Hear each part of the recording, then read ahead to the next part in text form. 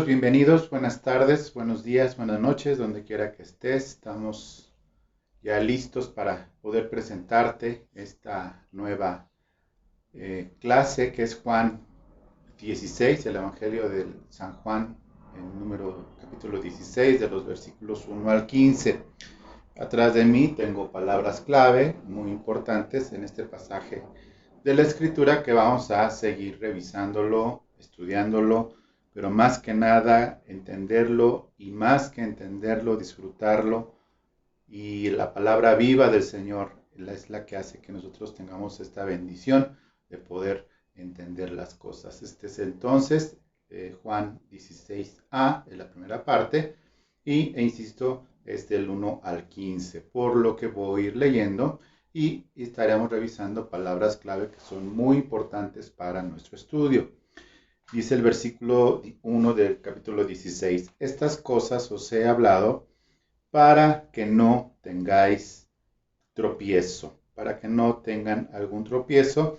Y se está refiriendo evidentemente a que en el capítulo anterior, del capítulo 18 al 25, Jesús hizo una clara mención al respecto y lo vuelve a repetir, pero esta repetición no fue hace 8 días, como fue de una semana a la otra. Esta repetición a Jesús e insistencia de Jesús a sus discípulos fue minutos después, es decir, dijo algo y a los 10, 5 minutos, no sé, estaba volviéndolo a decir dada la importancia que tiene todo esto. Aquí Juan escribe ya no con los hebraísmos que se usaban, porque está dirigido principalmente a los gentiles, este evangelio, a los gentiles en su universalidad. Ya no usó hebraísmos como vienen en los otros, en los otros evangelios, de cierto os digo. Y cuando se decía de cierto os digo, era muy importante. Sí lo usa Juan, pero aquí es repetitivo por parte de Jesús, dada la importancia, que ellos no tuvieran pretexto. Y esto lo dijo en Juan capítulo 15, lo que acabamos de ver la clase pasada. Juan 15, 18 dice, si el mundo os aborrece, sabed que a mí me ha aborrecido antes a vosotros. Y da una serie de cuestiones, pero aquí es muy importante algo, que aparte que le dice que no tengan tropiezo, es que no les sorprenda, y por eso la insistencia de Jesús, porque adiciona algo ya muy particular para estos discípulos.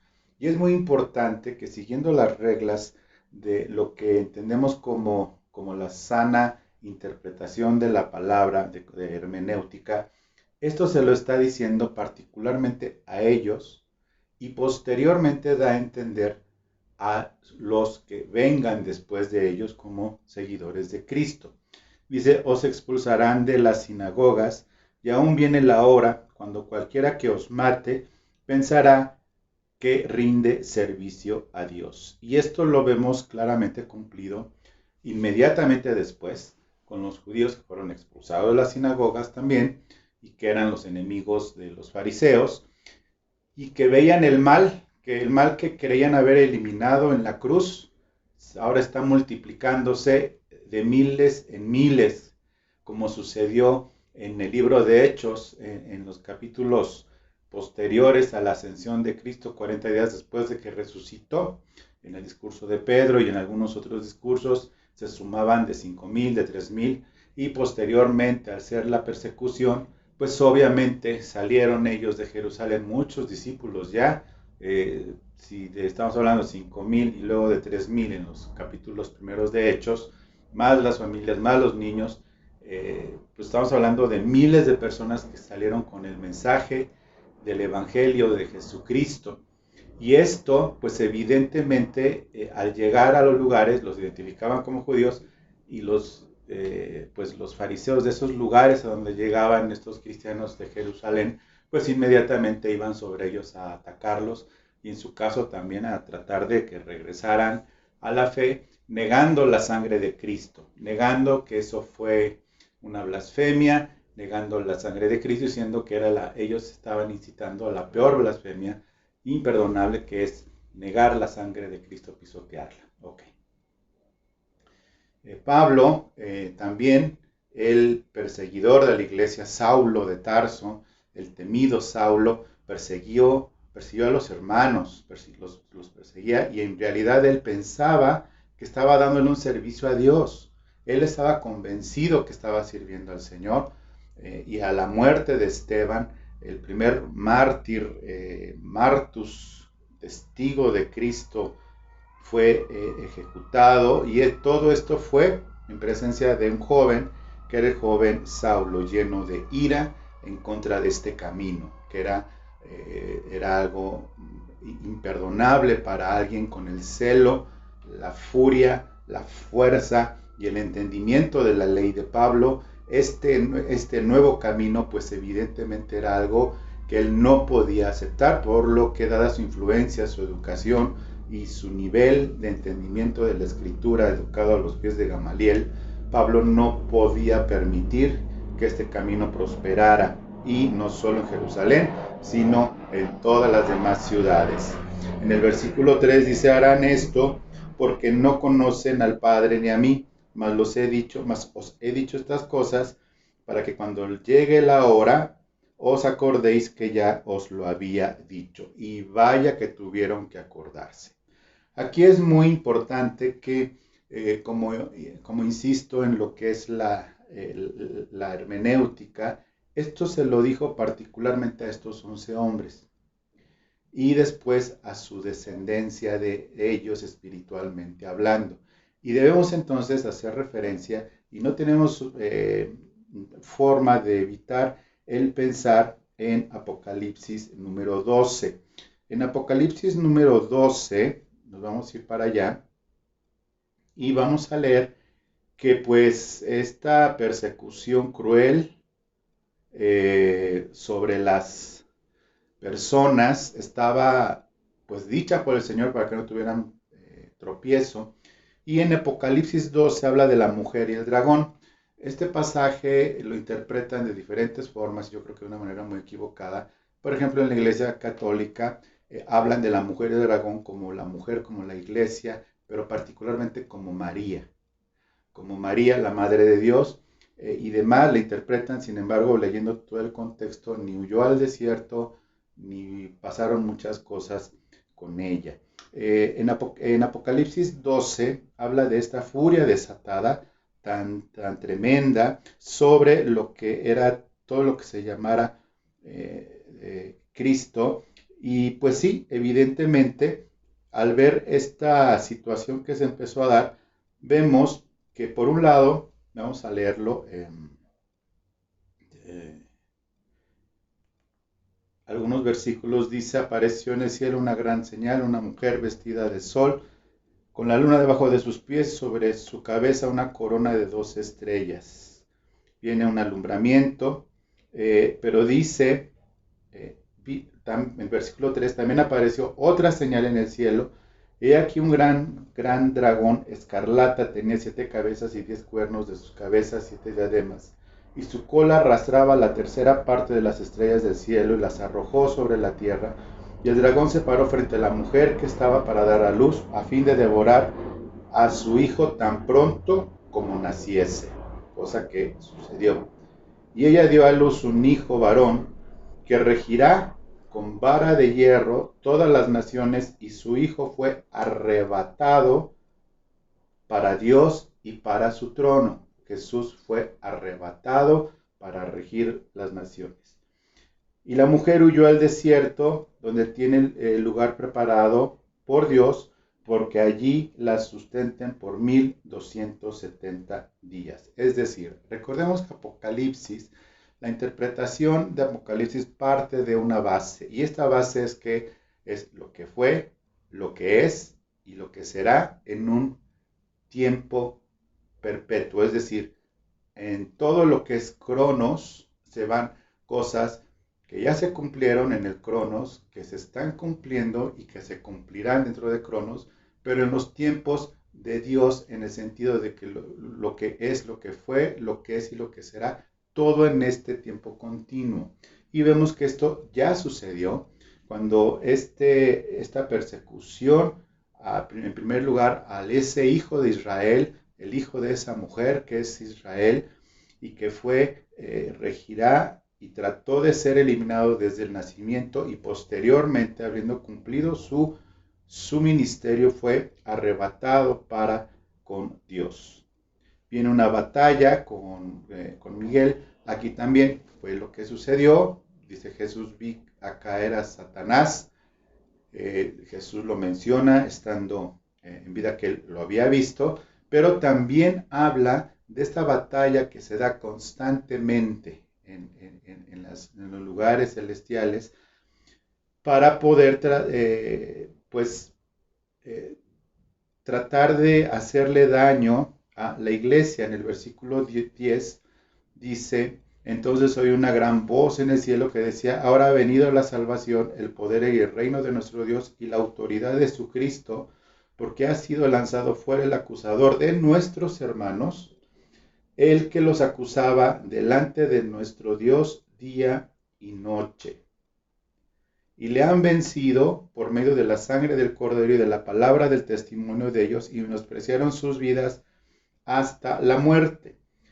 Obviamente aquí ya no está hablando por lo que es la iglesia como tal. Jesús, ya el testimonio de Cristo en Apocalipsis ya se habló en el capítulo 2 y 3. Aquí está hablando ya de Israel como tal en esta persecución durante la tribulación.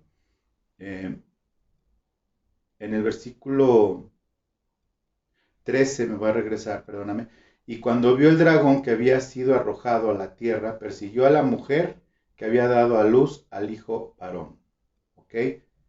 Se le dieron a la mujer alas de gran águila para que volase y pudiese huir. No está hablando de la iglesia, está hablando de Israel en una dispersión. Y la serpiente arrojó de su boca tras la mujer agua como un río para que fuese arrastrada por el río. Y hemos visto la persecución de Israel a través de los tiempos. Y es muy interesante porque estudiando más, vemos que la persecución de los judíos no solamente fue Hitler. Con los españoles se hizo una persecución sobre los judíos, pero ya había, la más famosa es esta de los españoles, particularmente con el rey Fernando y con su esposa, la reina. También vemos que Carlos V tuvo una persecución contra los cristianos, pero particularmente también contra los judíos. Pero ya había habido persecuciones, expulsaban a los judíos de Francia desde 1300, por ahí hay varios registros históricos. Siempre el pueblo de Israel ha padecido persecución y siempre había sido prosperado económicamente, y era lo que les preocupaba. ¿Por qué? Porque el pueblo de Israel, los judíos, como pueblo, pero no concentrado en un lugar histórico, siempre ha producido muchas personas y siempre ha producido mucho dinero. Y eso pone muy nervioso a las autoridades. Hubo un filósofo que decía que los israelitas tenían la habilidad de lograr un estado dentro del estado. Y esto te estoy hablando de ya historiadores del siglo XVIII, del siglo XIX. Pero la tierra, versículo 16 de Apocalipsis 12, pero la tierra ayudó a la mujer, pues la tierra abrió su boca y tragó el río que el dragón había echado de su boca. Versículo 17. Entonces el dragón se llenó de ira contra la mujer y se fue a hacer guerra contra el resto de la descendencia de ella. Esa descendencia de ella es el remanente de Israel, que regresará a Israel en los tiempos que están descritos tanto en el libro de Daniel y en otros pasajes del Antiguo Testamento, pero particularmente en el Nuevo Testamento, en Apocalipsis. Los que guardan los mandamientos de Dios y tienen el testimonio de Jesucristo, es decir, cristianos, israelitas, convertidos en medio de la tribulación, pero que van a recibir toda la ira de Satanás por medio de su personaje que se le permitirá manifestarse, que es el anticristo. Por eso es que el Señor está diciendo, no tengan tropiezo, porque esto va a suceder para ustedes. Y de hecho lo podemos ver y no podemos ignorar que esto se fue dando, se dio y se va a dar, como es el libro del Apocalipsis nos lo indica.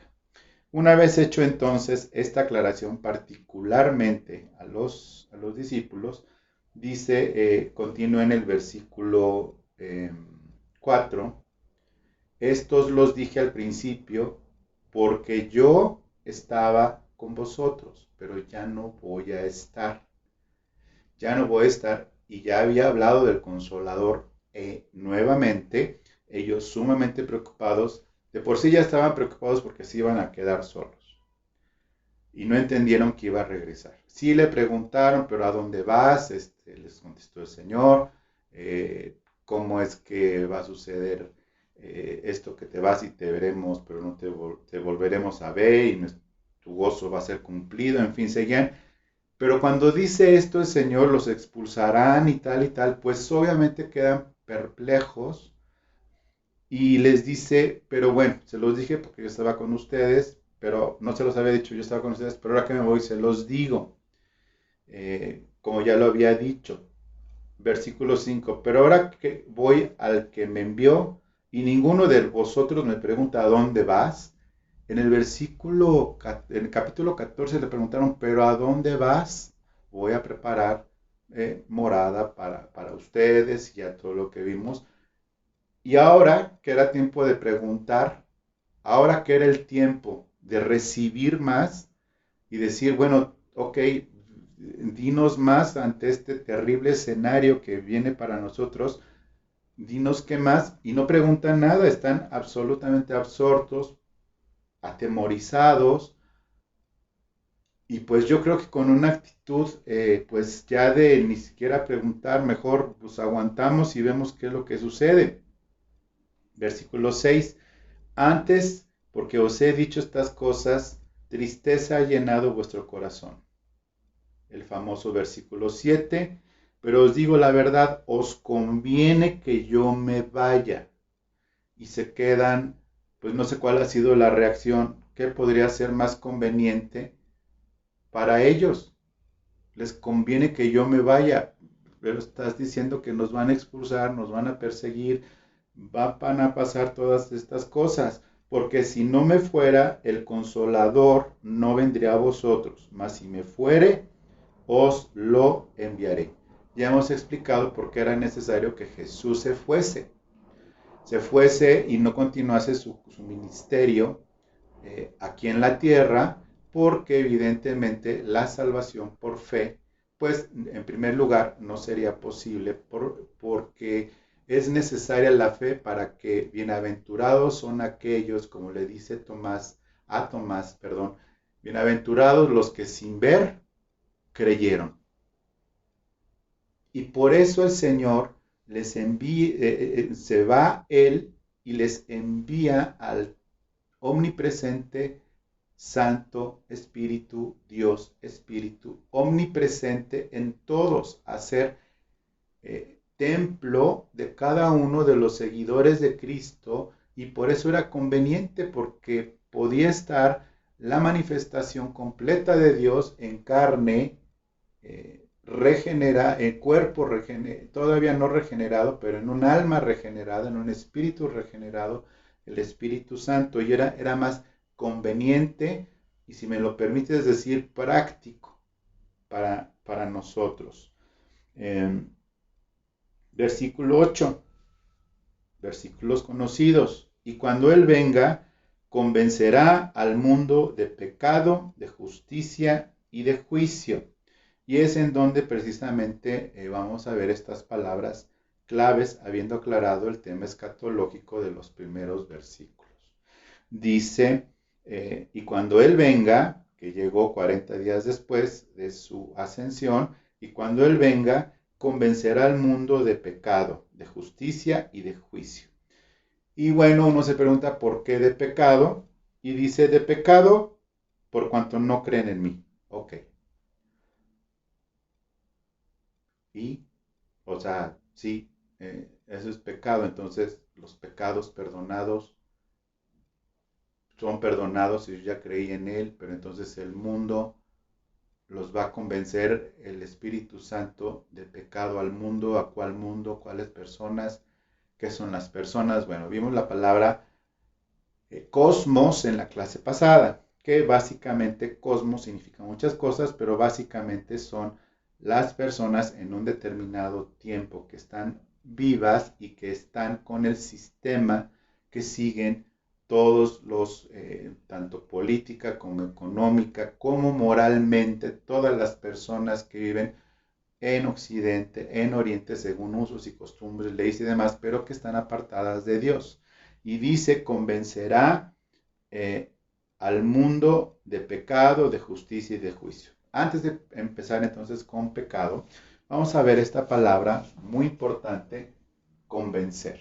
Esta palabra convencer en realidad significa reprender. ¿Y por qué usamos entonces, por qué usaron la palabra convencer? Porque en el contexto parecía más conveniente, pero hay algo que sí debemos entender aquí que es muy importante. La palabra o el verbo convencer es algo pues antiguo, muy que se puede estirar mucho en el griego, pero que en realidad significa probar la culpabilidad. Probar la culpabilidad y obtener buenos resultados al reconocimiento de la persona al que se le está demostrando, comprobando y exhibiendo su culpabilidad y que la persona acepta esa culpa, esa vergüenza. Así de amplio puede ser el significado y es el significado de esta palabra. Despertar la conciencia de culpa. No hay forma de convencer a una persona por nuestras propias fuerzas. Si el Espíritu Santo no le exhibe a sí mismo su propio pecado, no necesita un Salvador. No necesita un Salvador. Por eso son muy apreciadas, desde mi punto de vista, las misiones guiadas por el Espíritu Santo, porque si no son una pérdida de tiempo, de dinero y de vidas. ¿Sabes por qué? Porque si no es exhibido el pecado a la persona misma, pero por obra del Espíritu Santo al remover su conciencia y que llega y es la única forma de llegar a un arrepentimiento genuino. Ahora está hablando del mundo, no de las personas. Entonces, a nosotros de alguna forma habíamos o hemos aprendido que es la obra del Espíritu Santo en cada persona al momento, en algún momento dado de su vida. Sí, pero eso está respaldado con otros versículos. Pero lo que está hablando aquí es de manera genérica, es decir, el Espíritu Santo viene a convencer, es decir, a reprender el pecado de todo el mundo en una demostración pública. Y en esa demostración pública es la crucifixión al justo es crucificado. Pero entonces viene esa reflexión, ese mover de conciencia de que Cristo, en primera, si existió, ya no hay dudas. En segundo, no cuestiono si existió o no. Entonces tampoco cuestiono el cristianismo o la Biblia, pero lo que no lo cuestiono por una sencilla razón.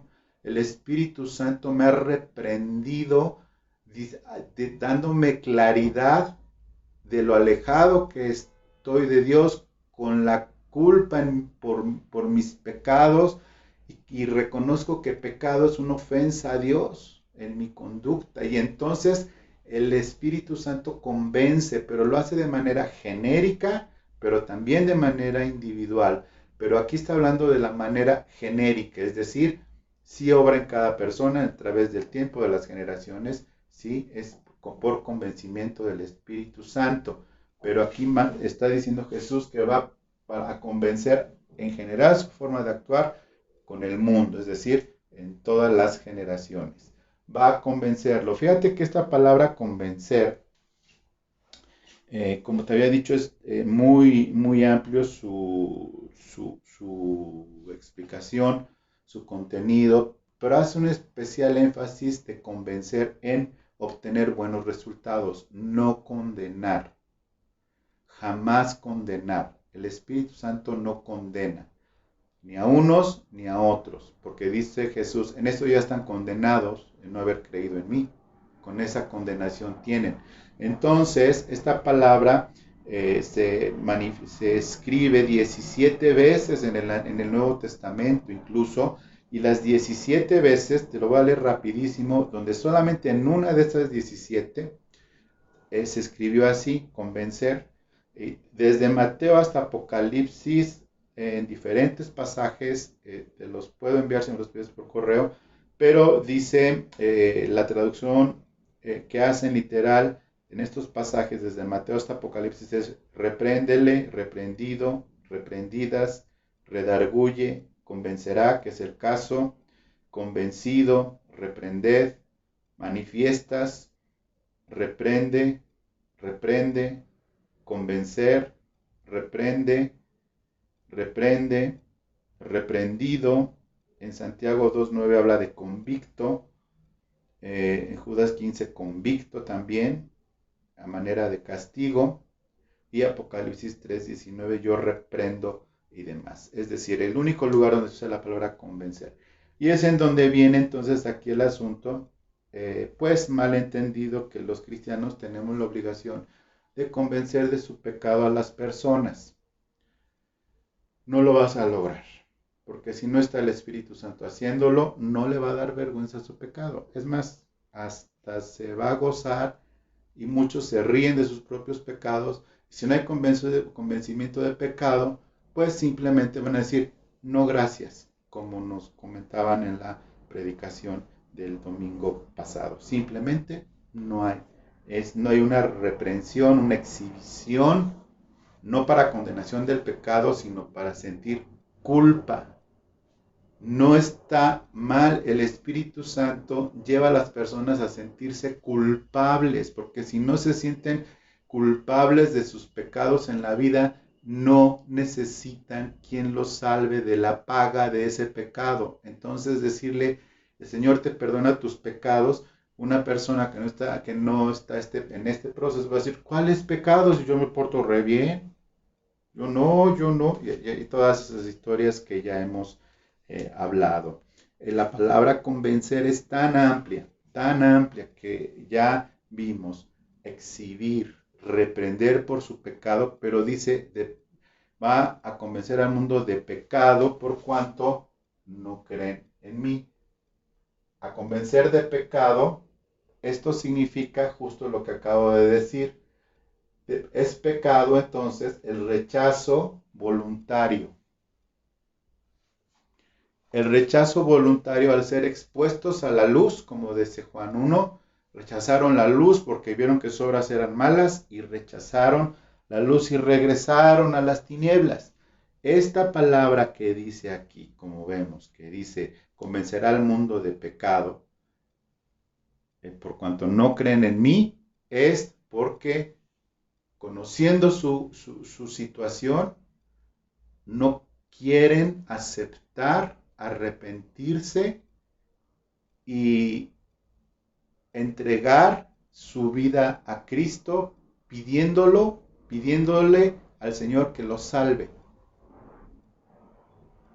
Y es lo que se entendió como la oración de fe, posteriormente, que ya después se desprestigió al grado de nada más hace esta oración y demás. Pero el proceso en sí era el correcto, sigue siendo el correcto y seguirá siendo el correcto.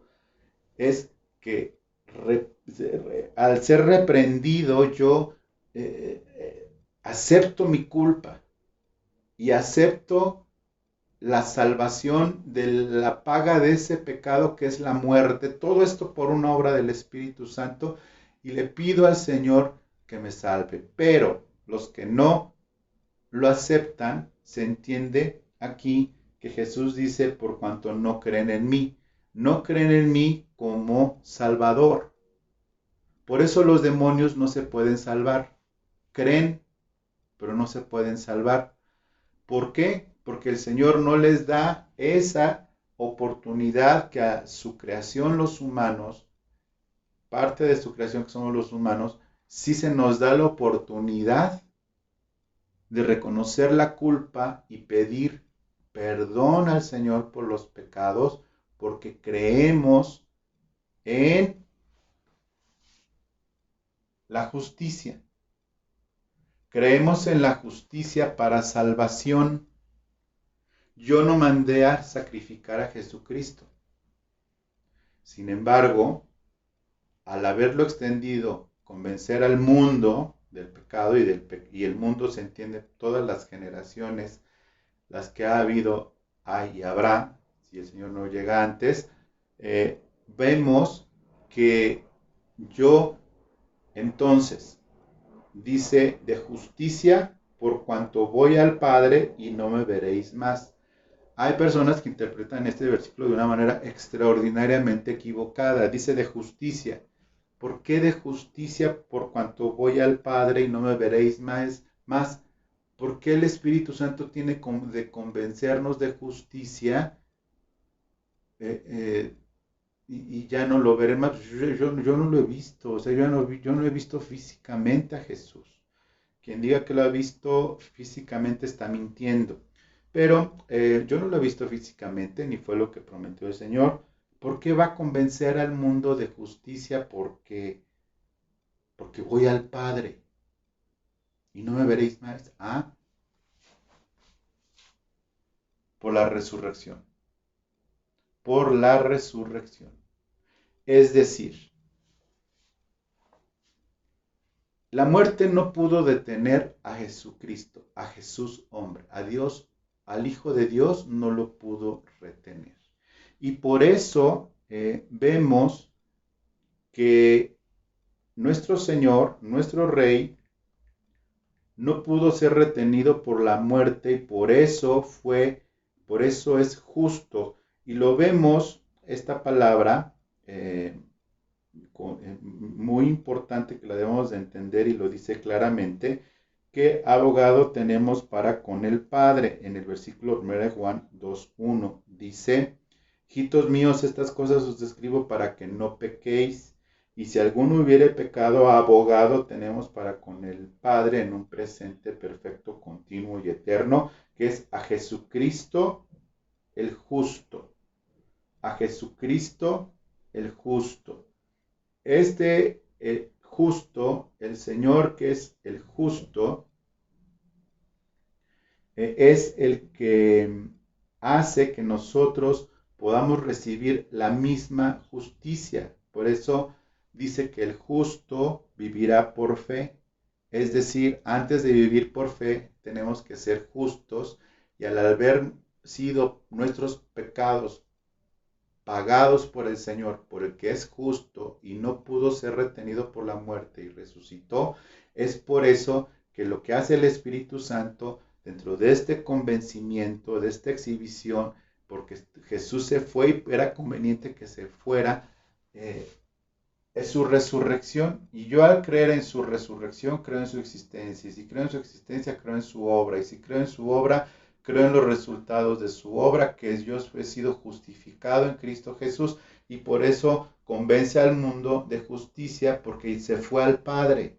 Si yo no creyera entonces en la obra completa de Cristo, que resucitó, pero que también fue al Padre, entonces tenemos que nuevamente echarnos un clavado, como sabemos, en Hebreos 8, 9 y 10, que vemos aquí la descripción de este voy al Padre.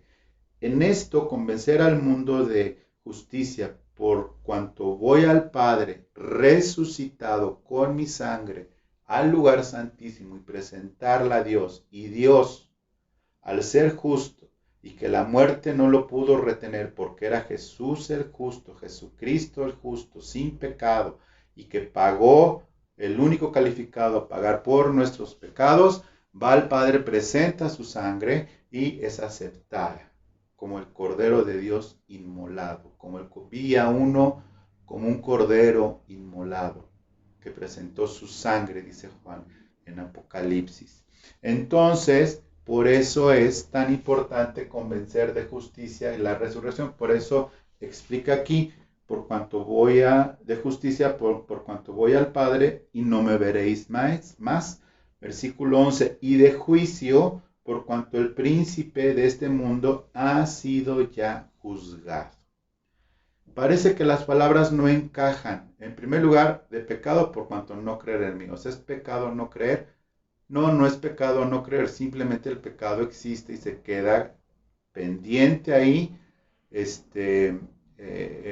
La paga por ese pecado a las personas que no han sido convencidas o no, o si fueron exhibidas pero lo rechazaron.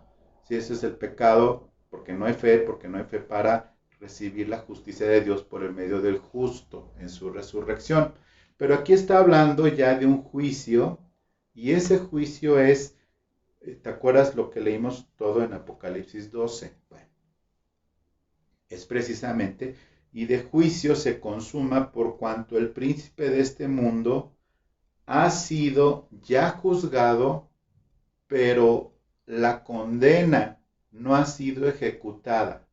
Es decir, hay personas que son condenadas a muerte en los sistemas como en Estados Unidos y que pueden pasar años para la aplicación física de su pena de muerte, es decir, matarlo, pues, porque hay recursos legales y demás. O sea, entonces es el caso de Satanás, ya fue juzgado, ya fue vencido.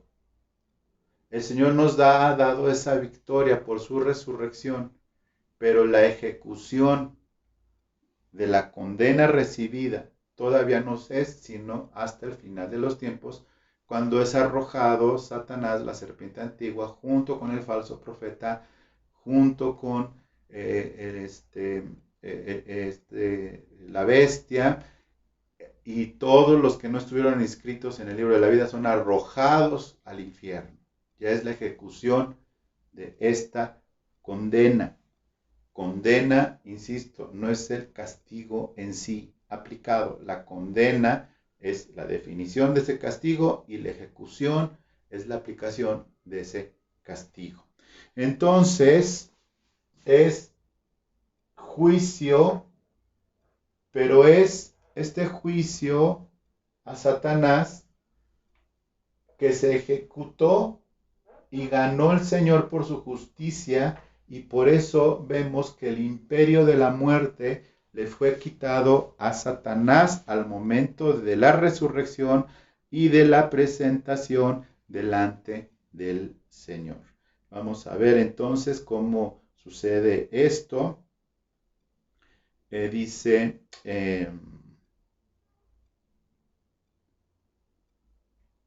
Hebreos 2:14, dice, así que por cuanto los hijos participaron de carne y sangre, ¿sí?, él también participó de lo mismo, para destruir por medio de la muerte, de su muerte, al que tenía el imperio de la muerte, esto es, al diablo, al que tenía el imperio de la muerte, esto es, al diablo.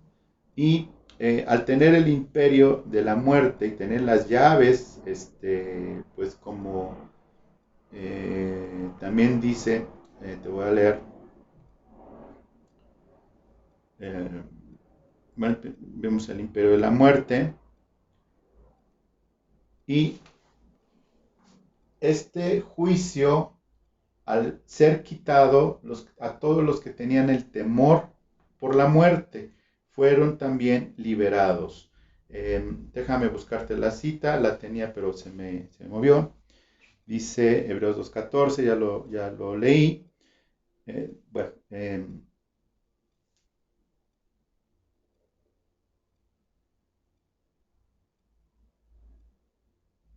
Bueno, vamos a dejarlo aquí.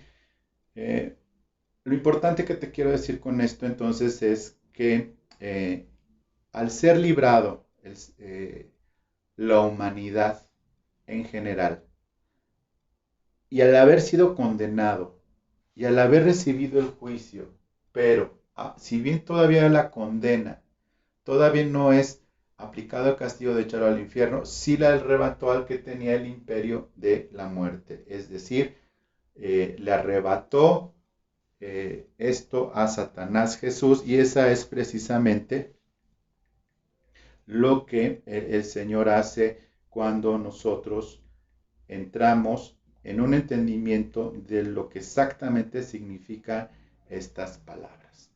Entonces, vamos a seguir leyendo. Dice, aún tengo muchas cosas que deciros, pero ahora no las podéis sobrellevar. Pero cuando venga el Espíritu de verdad, Él os guiará a toda la verdad, porque no hablará por su propia cuenta, sino que hablará de todo lo que oyere y os hará saber las cosas que habrán de venir. Esto también ha sido muy mal interpretado. Muy mal interpretado porque hay personas que dicen que el Espíritu Santo les anuncia que va a venir algo y profetizan o que saben la fecha del regreso del Señor o qué tal. No, esto ya se cumplió. El Espíritu Santo vino, guió a toda verdad a las personas que el Señor usó para escribir la Biblia, el Nuevo Testamento, también, bueno, particularmente la revelación Paulina, la revelación de Pedro, la de Juan, etcétera. No hablará de su propia cuenta, sino que hablará todo lo que oyere, es decir, todo lo que oyere, está diciendo todo lo que oyere que fue cumplido y aceptado por el Padre por la obra del justo. Y entonces empieza el Espíritu Santo a traerle revelación a estas cosas que no podían aceptar todavía o no podían, sería mucha carga para ellos o simplemente no las iban a entender porque en ese momento no veían más allá de los próximos 15 minutos. Estas personas, estando con Jesús, los discípulos, dice, Él os hará saber todo lo que oyere y las cosas que habrán de venir. Las cosas que habrán de venir se están refiriendo entonces a la partida del Señor, pero particularmente al regreso del Señor. Es decir, los guía a toda verdad. Es decir, la palabra del Señor expuesta, todo lo que es la revelación de Dios ahora en Cristo está puesta en el Nuevo Testamento. ¿Ok? La interpretación correcta también es guianza del Espíritu Santo, no de nuevas revelaciones, sino al haber cerrado el canon bíblico, es el Espíritu Santo quien nos guía. Todo el que es hijo de Dios es guiado por el Espíritu Santo, no para nueva profecía o para nueva revelación, sino para la revelación, que es el testimonio de Jesucristo. Versículo 14, Él me glorificará porque tomará de lo mío y os lo hará saber. Todo lo que tiene el Padre es mío, pero os dije que tomará de lo mío y os lo hará saber. Bueno, pues entonces aquí vemos que el Señor nos ha dado absolutamente todas las cosas necesarias para que nosotros podamos tener una fe fundamentada en primer lugar en Cristo. En primer lugar en la obra de Cristo. Por eso es muy importante mantener una fe cristocéntrica. No podemos nosotros darnos pues el descuido de no pues darle lugar al Espíritu Santo, que siempre el Espíritu Santo invariablemente nos va a llevar a la verdad, y la verdad es Jesucristo, como vimos en el capítulo 14, yo soy el camino, la verdad y la vida, y nadie viene al Padre si no es por mí. Bueno, entonces hemos revisado estos versículos que, pues sí, son muy conocidos por los cristianos, pero a veces muy mal interpretados, y entonces podemos tener un mayor conocimiento, una mayor claridad de estas cosas, de lo que es convencer, que básicamente es reprender, el pecado, que es el rechazo voluntario a la voluntad de Dios, el rechazo voluntario a Cristo y a su obra como tal, habiendo entendido que fue por sus pecados, dice, no, no lo necesito, no, gracias. Es pecado el rechazo voluntario, la justicia, que es la resurrección del Señor y irse y presentar su sangre, y después regresar, y el juicio, que fue quitado el imperio de la muerte o el temor a la muerte por parte de Satanás, la aflicción de Satanás sobre los humanos hasta antes de Cristo fue quitada, dándole pues esta maravillosa bendición de que la muerte física es algo pues necesario para todos los humanos puesto por el Señor, y que nosotros los que hemos sido regenerados y salvados es el momento del inicio de nuestro encuentro eterno con el Señor. Bueno, pues entonces hemos terminado. Por favor, estudia estos versículos y por favor comparte esto a quien consideres que le puede ser de bendición y de utilidad. La palabra siempre es de utilidad, pero para aquellos que pueden estar a lo mejor un poco confundidos con algunos conceptos como los que hemos mencionado.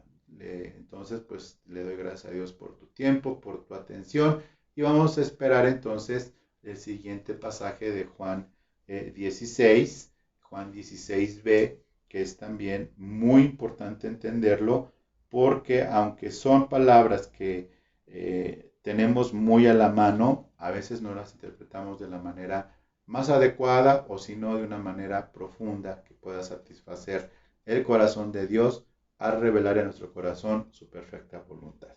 Dios te bendiga entonces y nos vemos en la próxima sesión.